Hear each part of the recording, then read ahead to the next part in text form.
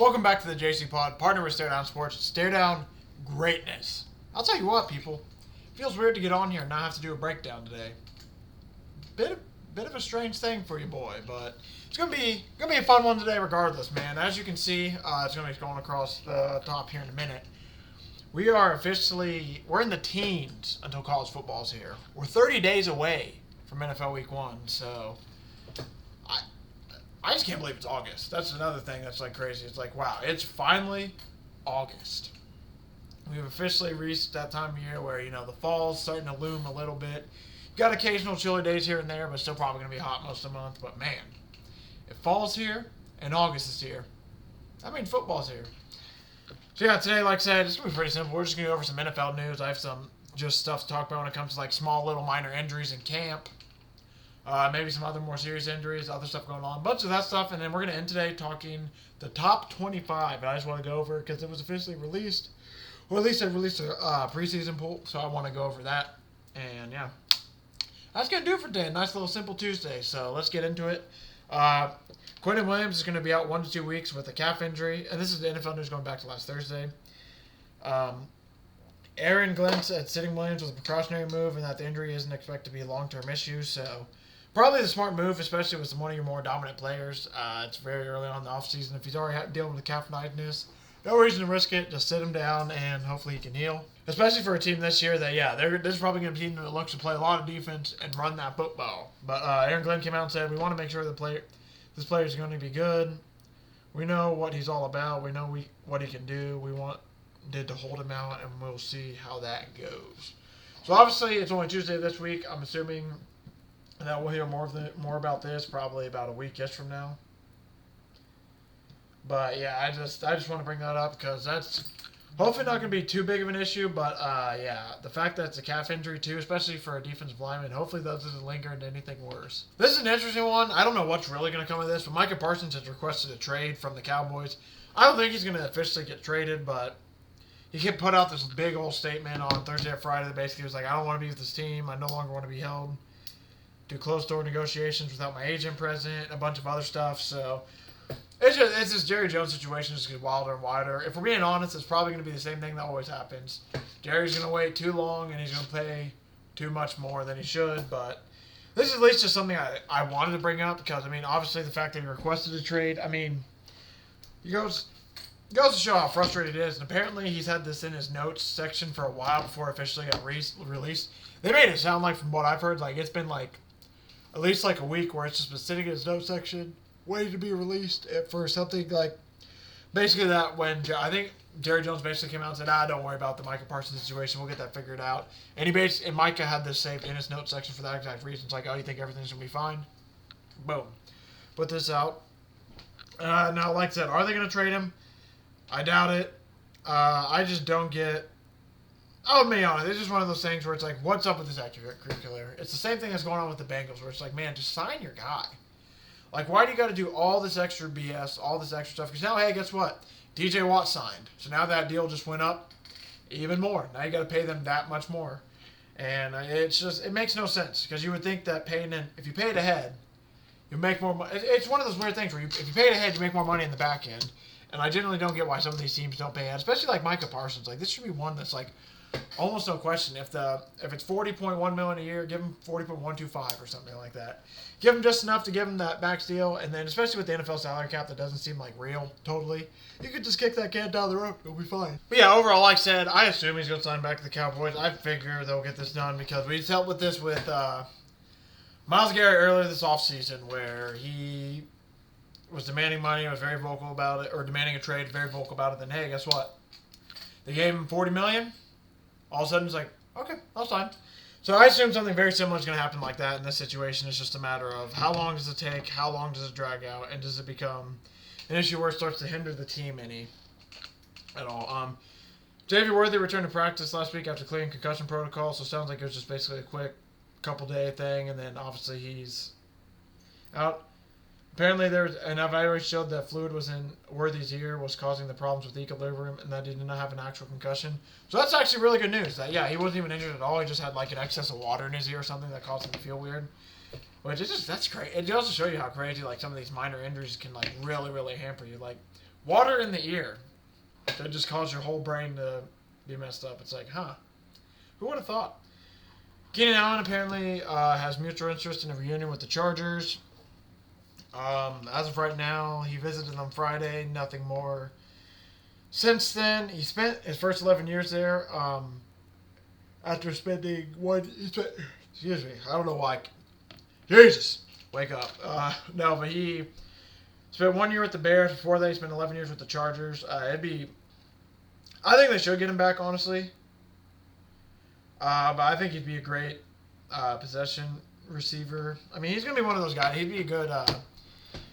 he's not actually a tight end, but he'd be good in like that kind of tight end-ish role where he's close to the line of scrimmage, gets him that first down and everything. But I just wish he stayed with the Chargers now. That's kind of my just thinking of it now. I look back, it's like, man, he went to the Bears for 1 year and then just ended up not. It just sucks because he's officially one of those guys that doesn't stay with one team for his whole career. And if he ends up retiring with the Chargers, you're just going to go look back and be like, man, what could have been. But I think this would be a good reunion for them like that, especially because, I mean, the Chargers wide receiver room is by no means amazing. So getting a guy like him now and getting the veteran presence in there, I think would go a long way for that room. And I just think it would help out the young guys in there. And, I mean, who better to learn from than a guy who spent most of his, 99% of his career as a Charger. Kenny Pickett, he returned to practice after his hamstring injury, and officially the Browns have announced a depth chart. It goes Joe Flacco 1, Kenny Pickett 2, Dylan Gabriel 3, Shedeur Sanders 4. Now, this doesn't totally matter just yet, obviously, because as we get closer to season, but basically from my reading of that is Joe Flacco is going to be the starter. I truly doubt Kenny Pickett. I don't know if he might see time as a Brown, but I don't know. I would personally, if it was me. If I was a coach of the team, it would be get Joe Flacco the reps if he can't figure it out. Give it to Shedeur Sanders if he can't figure it out. Then give it to Dylan Gabriel. Then if he can't figure it out, I don't think Kenny Pickett's going to necessarily figure it out, so I'd probably go somewhere else. But that's not what the Browns decided to do. So it's just, I just truly wonder if like Joe Flacco got injured, would they really go to Kenny Pickett next? I mean, if it's super early in the season, my guess is yes. But once we get past like week 5, week 6, would they do that? Would they really go Kenny Pickett? I just don't know. He's not full go yet, but he's at least practicing still, so that's a big thing. But like I said, depth chart-wise, I just don't get this whole Shedeur Sanders thing that's going on with him. Sounds like what he's been doing has been better than what Dylan Gabriel's been doing, but I don't know if there's like... genuinely, at this point, I don't know if this is the NFL playing their games with like, hey, you're going to have to earn it. You aren't just going to be given this, you have to earn it. Or if it's just... maybe the highlights we're seeing are like the only good plays he's making and he's not playing the best. Like, I don't know. And that's why it has me really confused, and the Browns are probably... I'll admit, as a guy who wanted to watch Shedeur Sanders succeed, watching him go to the Browns really, really sucked. And then they got like 15 more quarterbacks, so it's like, let's see how this goes. And I'll admit, I'm a little bit disappointed in how it's going so far. But we still got a long way till the season. I mean, we still got 30 days till the season. Anything can happen. I mean, hell, there's a chance that they can get rid of Kenny Pickett and Joe Flacco during the season, and all of a sudden Shedeur Sanders starts for the majority of the season. And guess what? Offseason didn't matter at all. But that's just something I'm looking at, like with the weird situation. I'm like, what's going on in there? Because, I mean, if it's the same Joe, it just depends what version of Joe Flacco they get as well. Is it Joe Flacco that was with the Colts, that guy, or is it the Joe Flacco from a couple years ago on the Browns who was actually playing really good and won comeback player of the year? I don't know, but I do have questions a little bit about that depth chart, and it's going to be interesting to see, like, when they make the official... It's going to be fairly interesting once they get to the official 53 of, like, all right, who's the practice squad? Because there's no way they put Shedeur Sanders on the practice squad, right? I feel like if they did, he would immediately get slurped up to another team. So it makes you wonder, like, would they risk Dylan Gabriel there? Because even then, he might get picked up as well, or would they risk... I mean, I feel like Kenny Pickett would probably be the one they put there, but I don't know. That's going to be something interesting to keep an eye on. Oh, my goodness. Can't stop yawning, people. I think my room's a little too hot. But let's move on to the next point. The Bengals have finalized a lease to renovate Pick'em... Sorry. My uncle just texted me about the Pick'em League, so that was a little bit of a Freudian slip. The Bengals have finalized a lease to renovate Paycor Stadium. It includes an 11-year lease, and it's going to be worth $47 million in renovations. But this lease keeps the team downtown through at least 2036. It also includes 10 additional options that could extend. 10 additional option years. Excuse me. Like extended through 2046. But yeah, this is one of those things where it's like it's awesome news for the Bengals that they aren't moving from the stadium. They stay where they've been for a while, but it's just comes at a horrible time because of all the Trey Hendrickson. Jesus, that was hard to get out. Because of all the Trey Hendrickson stuff going on, that's just. I mean, because I read this article and you literally go to the comments like all this, but they won't pay a defense. Willing to give up this, but won't pay Trey Hendrickson. I mean, it's just no matter what the Bengals can do, they aren't going to be able to win. Especially, I don't think it's a bad move at all. I think it's good that they stay home. But yeah, when they have issues of not with their defense struggling a little bit, especially with the names on there, and then you aren't paying your top defender, and then this story comes out. I mean, like I said, it's awesome to get the field done, but of course with the timing, everyone else is going to focus on the other stuff. The Broncos are extending Zach Allen to a 4-year, $102 million contract. He was in the final year of his deal when he joined the Broncos.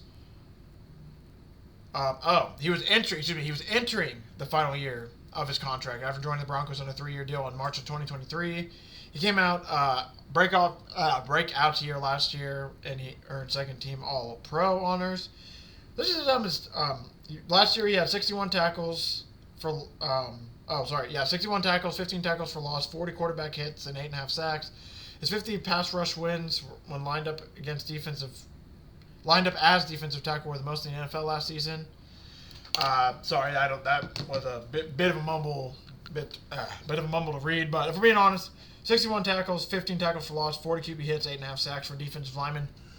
Pretty good. So it makes sense that they rewarded him with a big deal, especially because his Broncos defense looks to be one of the better. I mean, it looks like to be the best defense in the NFL. There's no better. I was going to say one of the better defenses in the NFL. They might be the best defense in the NFL. And extending this guy, I think, was probably a huge part of that. He was one of the big pieces on Denver. So yeah, this is the stuff that it's smart. Hey, Broncos, what do they do? Hey, we like this guy. He played well for us. Let's sign him, extend him. Not even worry about it. Like I said, he had 1 year left in his deal. Don't even worry about it. They sign him, they extend him. Now, when it comes to the actual contract and leading to it, like it says 4-year, $102 million with 69.5 guaranteed. I wonder if the last year's voidable, like that stuff. I'll admit I don't know, but regardless of seeing them sign their guy, especially when all across the league you see issues elsewhere, probably a great move. Absolutely great move by the Broncos to get ahead of this and not have to worry about it. Because now, hey, yeah, guess what? Their guy's signed. They don't have to worry about record deals. He doesn't have to worry about record deals. They can just focus on football and other stuff. Dan Quinn came out and said Terry McLaurin's trade request isn't a distraction. We love Terry. I'm really glad he's here. Hopefully he's out practicing soon. We also understand there's a business side of this things that general manager Adam Peters and his side and Terry and his reps are working out through. This is another one of those situations, like, if I had to pick between Terry McLaurin and Micah Parsons, I definitely think Micah Parsons would be gone way before Terry McLaurin. With this is a new ownership group for the Commanders, so I have a little bit more faith in them that they're going to make this move right, especially because Terry McLaurin has been here through some dark years, so I don't know why they're stretching this out so long and why it's taking so long, but I understand that some people look at this and they're like, oh, he's a wide receiver. There's a lot of them in the league. It's a business. I mean, they could definitely go younger, but Terry McLaurin's like a glue guy to that team. He's been through some tough times, like I said. I would assume he's one of the leaders in the locker room with how long he's been there and everything. So this is just one of those situations where you hope they sign the guy. I assume they will sign the guy. I won't lie to you. I would love if he got let go, because then, hey, maybe he can come back home to Indianapolis where he's from. But like I said, I assume they're going to sign him. I don't see why they wouldn't sign him. I think it's gonna be one of those things where we come out a few days from now. I mean, I'm sure they'll come to some type of agreement. Now, which side will give more than the other? That'll be the question. But I assume that at some point they'll get a deal done, because Terry McLaurin being on this Commanders team makes it way different of a team, in my opinion, than him not being there. Because they had a Debo this year. A lot of the other stuff stayed the same on offense. So if they can keep Terry McLaurin, I mean, this is an offense that looks to take another step forward in year 2 of Jaden Daniels as well. So hopefully they just get the guy signed, man, and they don't mess around with it too much. But, I mean, we'll see. The NFL's a business, like I said, at the end of the day, so I mean, I wouldn't be totally shocked if they don't sign him back, because he is asking for a lot of money, but I do think they are going to get that deal done. Matt Stafford is revisiting a back specialist. Sean McVay said he's in good shape, but the fact that he's seeing another back specialist, I'll admit, has me a little bit worried. Yeah, their backup option for this team is not very good. I was trying to think. I'm pretty sure it's Jimmy Garoppolo, Stetson Bennett. So, yeah, if Matt Stafford misses time, this could be a really, really serious thing for the Rams. But I don't want to say Matt Stafford is the team, but Matt Stafford is probably the cog that keeps that machine moving. You get rid of Matt Stafford in that offense is going to go down a hill very, very quickly. We don't even know how Stetson Bennett's going to really play if we got a chance, so we got to assume it's Jimmy Garoppolo. If it's Jimmy Garoppolo, I'm not going to lie to you. We saw how he was in Las Vegas. Was not the best of time, so if Matt Stafford gets back things figured out, it'll be good. But yeah, they don't really have a timeline for it. They just said they're making good progress, but he's going back just to see what's going on with it and everything. This is just one of those things where it's like, I don't like the injuries heading into the season, so if he can get this fixed before the season, I'll feel a little bit better about it, but it's to the point now, we're 30 days out. This back issue is probably going to be something that pops up multiple times throughout the year, so we're going to just have to keep an eye on that. Khalil Shakir is going to week 1 status is now in jeopardy due to a high ankle sprain, which really, really sucks. He's expected to miss 4 to 5 weeks, which if he misses 5 weeks, I mean, if we're being honest, if he misses 5 weeks, that's basically right up to week 1. So I don't know if they risk playing him at that point. He's dealt with one before. It's going to take some time. High ankles usually do. And that's the thing that sucks too. Yeah, if it's a higher ankle sprain, I mean that's basically like lower ankle sprain. You can kind of get away with doing stuff on it. It won't be as bad. But if it's a high ankle sprain, I mean you basically can't do anything. You got to let that heal. And like I said, you do the lower ankle sprain. That's like a 2-3 week healing at worst. This one is 4 to 5 because it's high and it's not good. So, just sucks for the Bills, who, as a wide receiver in general, aren't the strongest. I mean, you got Keon Coleman, Joshua Palmer, Curtis Samuel, Elijah Moore, and Laviska Shenault, who are backing up Khalil Shakir, because I'm assuming Khalil Shakir is basically the number 1 in targets. So, this is a wide receiver room that really can't afford to lose anybody, so getting him back would be huge. But, like I said, he's at risk of missing week 1. We're 30 days out. We'll know a lot closer to that time if he is going to miss it or not. So, that's just... Yeah, again, another situation where it's like, hey, keep an eye on the Bills receiver room. See if because we'll know if like they add somebody from the practice squad, or if they move somebody up, move somebody down, do something like that. Then we'll know. So apparently James Cook has been sitting out of practice now, and he's citing it as basically for the contract. And Brandon Beane was kind of surprised by this. Let me actually just look up because there's 2 articles that go with each other. I should probably look at the closer one because it has more updated information. But yeah, James Cook is holding in right now, and this is what Brandon Beane said of it. It's not something we were fully aware of until shortly before practice, and this happened yesterday. So I get it, I understand it. It's the world we're in, I guess, of how players want to respond and things like that. Being at the end of the day, I wish we weren't here. This is my 9th season here. We've never had any player miss due to contract or anything like that, so this is disappointing to me. We're going to see if it comes to this. This is one of those weird things that running backs don't have any leverage anymore. So it's like really, really hard for me to fully figure out like, hey, is he going to get this deal? Because I'm not fully sure. I would assume they would sign James Cook because of how good of a year he had last year. But, I mean, they do have Ray Davis and Ty Johnson, who played pretty well as running backs last year. And they could always draft another guy. So that's just one of those situations where, I don't know. That's one where I won't lie to you. I'm more like Terry McLaurin, Micah Parsons. I think those will get done. Pretty confident in that. I would assume this one gets done, but I really don't know. I mean, at worst, I wouldn't be shocked if James Cook moves on in free agency now. But the fact that he's holding in, I mean, like I said, we're still not totally into the season yet, but it's starting to get to that point now where like stuff like this is like, okay, what is going on here? Because I'm sure there's people too who have like fantasy football drafts that are like, ooh, can I even risk drafting James Cook? And I won't lie to you, I don't know. I personally won't be drafting James Cook in my draft. I can tell you that. But man, that wasn't because of this holdout. It's because of mainly I think they're going to use 3 backs. But yeah, this situation just does not seem to be getting better. It just seems to be in a stalemate right now. So we're just going to have to see which side ends up folding a little bit. Zach Sealer signed a defensive tackle. He signed a 3-year, $67 million deal, $44 million guaranteed. He had 2 years remaining on his contract, and now is the highest paid defensive player on the Dolphins. It's nice to see that. I was trying to. I was trying to read. Trying to see if there's anything else about this deal totally, but yeah, like I said, he had 2 years remaining. The New York Giants were kind of interested in free agency, but obviously, He ended up staying. But, I mean, he's the only one of the few defenders. Sorry, I was trying to find this in the article, too. Yeah, the Dolphins had a top 10 scoring defense last year, but Jalen Ramsey's gone, Javon Holland gone, Christian Wilkins from 2 years ago gone. I mean, they've been slowly, I don't want to say they're turning into the Bengals, but they kind of were with just like, hey, we got good defenders, all right, let's get rid of him. Hey, good defender, all right, get rid of him. Good defender, nope, don't pay him, let him go. So it's nice to see that they are paying somebody and keeping somebody around because Zach Ziegler was really good for them. I thought he was really good for them last year.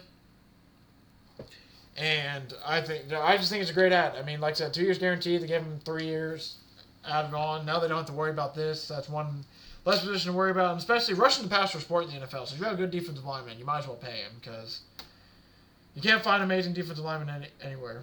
The NFLPA has named David White as the interim executive director. I don't know when they plan on signing like a full-time director, but that's just at least the name now. So I want to bring that up. The Falcons have signed Caleb McGarry to a 2-year, $30 million deal.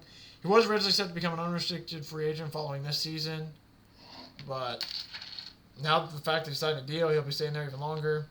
He's been their primary starting right tackle since 2019. He allowed 6 sacks, 10 QB hits, and 32 pressures, and 323 blocks last year, which is that's pretty damn good. So, yeah, I think this is a great signing, honestly. I think it's a really good signing by the Falcons. Keep him there, especially with how decent he's been. No reason to get rid of him at all. And, yeah, now especially he started 92 of 93 of a possible 93 games in his NFL career, so he's reliable. He's good. And, I mean, you definitely need that when you have Michael Penix come into his first full season as quarterback. I know he played a little bit last year, but this is going to be his first full season. So if he doesn't have to stress about the offensive line, I'm sure that's something that he would really look forward to. Denzel Perryman got released from jail. He won't face any criminal charges.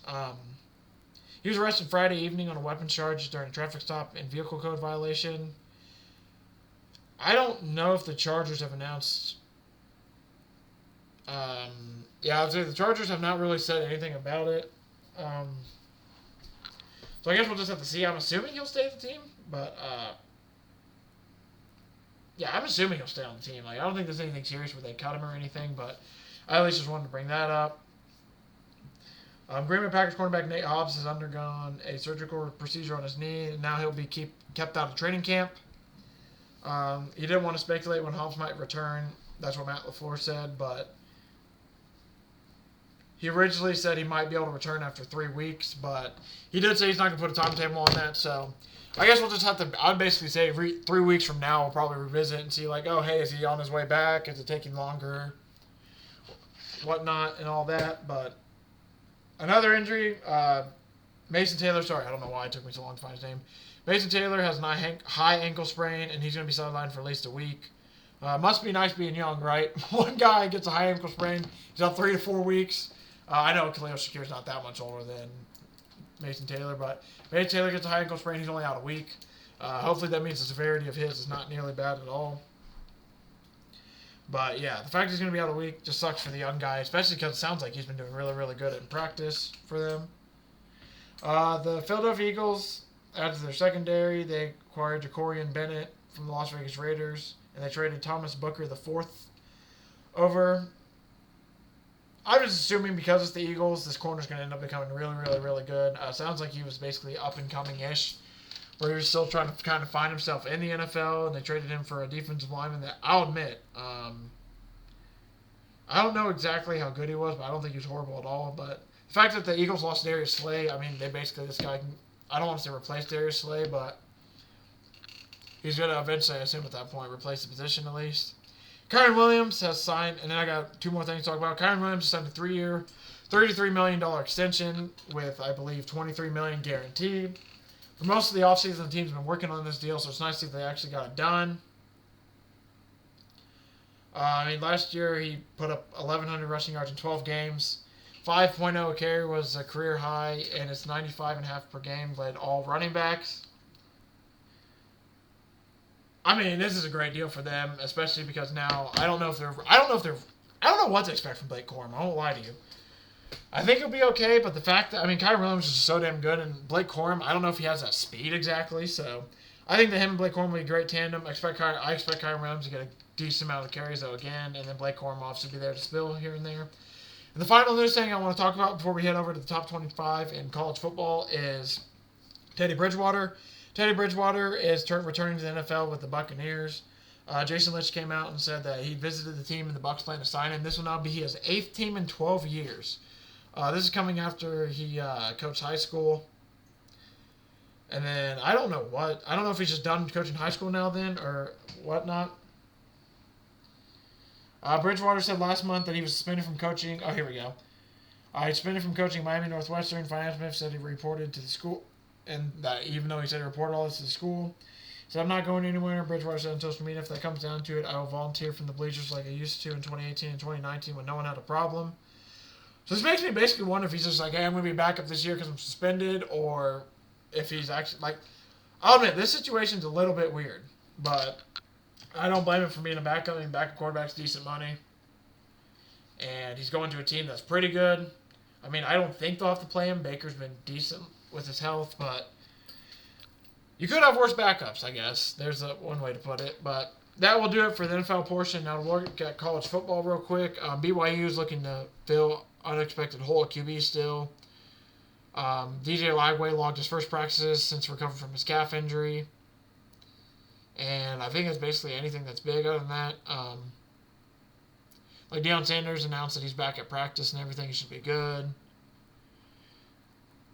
Yeah, there's basically, other than that, nothing too major that has happened as we slowly prepare for that college football season. So let's talk about that top 25 that came out. This is the preseason. So Texas is number 1 with 28 votes. Ohio State's 2 with 20 votes. 3 is Penn State with 14 votes. 4 is Georgia with 3. 5 is Notre Dame. 6 is Clemson with 2 votes. Hilarious. That's the fact that 5 got no votes, but we got 2 with 6. Oregon is number 7. 8 is Alabama. 9 is LSU. 10 is Miami. 11 is Arizona State. 12 is Illinois. 13 is South Carolina. 14 is Michigan. 15 is Mississippi. Ole Mississippi. Ole Miss. SMU is 16. Florida 17. Tennessee 18. IU 19. Kansas State 20. Not Indiana State. Iowa State 21. Texas A&M 22. BYU 23. Texas Tech 24. And Boise State in the top 25.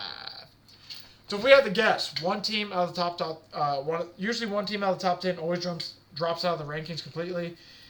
If I had to guess, I don't think it's going to be Texas. Don't think it's going to be Ohio State. Don't think it's going to be Penn State. Don't think it's Georgia, Notre Dame, Clemson, Oregon. No. Don't think it's Alabama. Don't think it's LSU.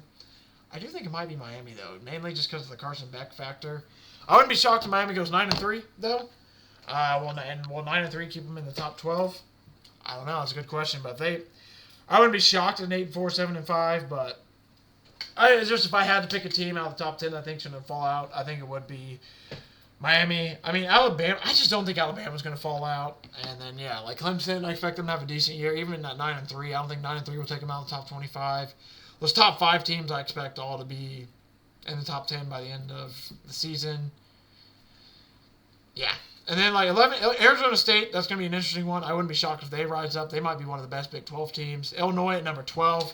I'm shocked Illinois is that high right away. I mean, I know a lot of people are in on Illinois being a good team this year, but be ranked 12th? Goddamn, boy. I wouldn't be shocked if they...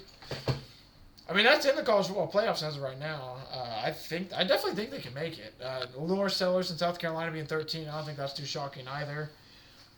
Michigan being 14, I'll admit, that one surprised me a bit. Michigan being all the way at 14. Now, does that mean that Bryce Underwood is starting and they just project him to be that much better this year? There's a chance, because you got to remember, this isn't off of last year. It's what's going to happen this year. Obviously, because it's preseason poll, but it obviously has some implications last year, but it's a lot of projecting into this year. I'll admit, I don't think I have too many issues with 25. Some other ones I'm surprised about. Boise State, I'll admit, I'm surprised about. Texas Tech being at 24. I thought they might be a bit higher because of the class they pulled in. Texas A&M, not too shocked by that one. Here's some other teams receiving votes, though. I guess I should talk about that. Other teams receiving votes. You got Oklahoma, who's just outside the top 25. Missouri. So Oklahoma has 221. Missouri has 142. Louisville has 126. USC has 116. And then that's all the people in the 100. After that, it really drops off a cliff. I mean, shit. There's somebody who voted Buffalo to get a vote. And this is that's hilarious. Shout out Buffalo, man. But that's the coaches poll. If you go all in, I mean, it's basically NCAF. I mean, that's basically the same thing, yeah. But that's kind of what the coaches poll is saying, and I don't mind it. I don't think I have too many complaints about this. Obviously, it's very early in the season, so a lot of this is going to change. But I think most people are appropriately ranked out. Tennessee at 18, I'm very curious about, just for the fact that we don't really know what their quarterback's going to be. And from what I've understood and what I've heard, he's a bit of a downgrade from Nico. So that one does intrigue me a bit. I think Kansas State's probably going to be good this year. Man, I just think there's a lot of teams. I mean, this top 20, it's going to be a fun college football year this year. I think there's a lot of teams that are going to be good. I think this year is a little bit, I mean, the top is still top heavy, but I do think there's a lot of chances for some of these teams we haven't seen from in a while to get into the top 25. And even for the teams in the top 25, we got teams like Illinois and South Carolina who have a chance with, their schedule isn't as horrible, especially Illinois, where it gives them a chance to like make some noise this season, to potentially make the college football playoffs. So that's something I'm going to be intrigued in watching along with. But I mean, we'll just have to see, man. It's gonna be a fun football season. I can't believe it's only 18 weeks away, and then we get. Let's do that real quick. Let's take a quick peek at week 0. I know we got in Ireland. We got Kansas State. We got. I'm trying to remember. Iowa State. I think it's Kansas State, Iowa State. Yeah, Kansas State, Iowa State at noon in Ireland. You also got UNLV, Idaho State, Kansas, Fresno State, Western Kentucky, Sam Houston, and Hawaii versus Stanford. Those are all games that we got scheduled out. Man, it's going to be a fun season. I can't wait. I'm already looking at lines like, man, I kind of like Hawaii money line. I haven't decided in Kansas State, Iowa State what I fully like yet, but man, we're right there. I'm pretty sure NFL preseason starts this weekend as well, so that should be a fun watch. But I won't lie, your boy probably won't be watching. Maybe peek into the Colts a little bit to see who's starting between Anthony Richardson, Daniel Jones, see how they're playing a little bit like that. But past that, man, give me 18 days from now when we got some college football action. Thank you all for watching. Thanks for the support. That's probably going to do it for today. I don't got too much more to talk about. Won't lie to you, I don't know what we're going to talk about on Thursday, but you best believe it's going to be some football talk as we get ever so close to the season. Yeah, I mean, there's a chance it could be the futures episode where I talk about some futures that I didn't place, but I'm going to add. I might even save that for next week. It's going to be fun, man. I just know we're basically 2 to 3 weeks away. We're going to be going 3 episodes a week. We're going to have a lot more football to talk about. I just can't wait, man. We're right there at this point. At this point, like I said, we're in August. We basically hit the home stretch. We got 18 days for college football, 30 days to NFL football. I can't wait, people. Thank you all for watching. Thank you for the support. I really do appreciate it. I'll see everyone back in this feed on Thursday for some more football talk.